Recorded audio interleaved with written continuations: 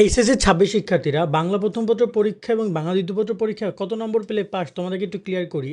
তোমরা অনেক শিক্ষার্থী এই বিষয় নিয়ে কনফিউজ। দেখো, কনফিউজ হয়ে কোনো কিছুই নাই। সামনের পরীক্ষাগুলোতে যদি কোনো কারণে পরীক্ষা খারাপ হয়, সামনের পরীক্ষাগুলো অনেক ভালো দেওয়ার ট্রাই করো, যাতে করে ওভারঅল তোমার রেজাল্ট ভালো থাকে।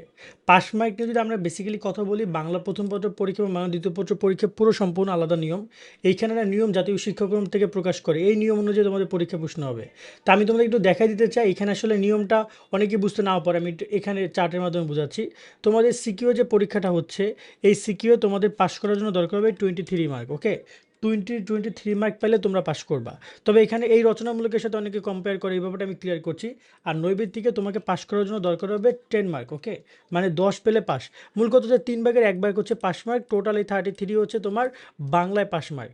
আর এইখানে যে 100 মার্কের যে পরীক্ষাটা হবে, এইখানে তোমাকে 33 মার্ক পেতে হবে পাস করার জন্য। এখন অনেকে যেটা বুঝতে পারো যে এইখানে 70 আর এইখানে 100, এই 170 মার্কের মধ্যে টোটাল এই যে 23 আর এখানে 33 মানে 56 পাইলে পাস, এইটা অনেকে ভাবো। আর অনেকে ভাবো এখানে এমসিকিউ এ 10-এ আলাদা পাস, আবার এখানে ব্যবহারিক আছে, ব্যবহারিকের সাথে পাস। ক্লিয়ার করে দেই, এখানে নৈবেদ্যিক পুরোটাই আলাদা। আর এখানে রচনামূলক যেটা বলি, বাংলা দ্বিতীয় পত্রে কিন্তু কোনো নৈবেদ্যিক নাই। সেখানে আছে ব্যাকরণ। ওই ব্যাকরণ অংশে তোমাকে টোটালি পাস করতে হবে আলাদা আলাদাভাবে।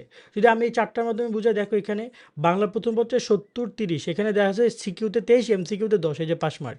আর এখানে বাংলা দ্বিতীয় পত্রে ডিরেক্ট সিকিউতে 100, কারণ এটা পুরোটাই রচনামূলক অংশ হিসাবে দেখা যায়। ওকে, এটা পুরোটাই রচনামূলক অংশ হিসেবে দেখা যায়। সো আশা করি তোমরা পাস মার্কের ব্যাপারটা খুব ইজিলি ক্লিয়ার হয়েছো। দেন সামনে তোমাদের আরও কোনো বিষয় নিয়ে কনফিউশন থাকলে কমেন্টে জানাবা, চেষ্টা করবো সেটা রিপ্লাই দেওয়ার। সকল ভালো থাকবে, আল্লাহ হাফেজ।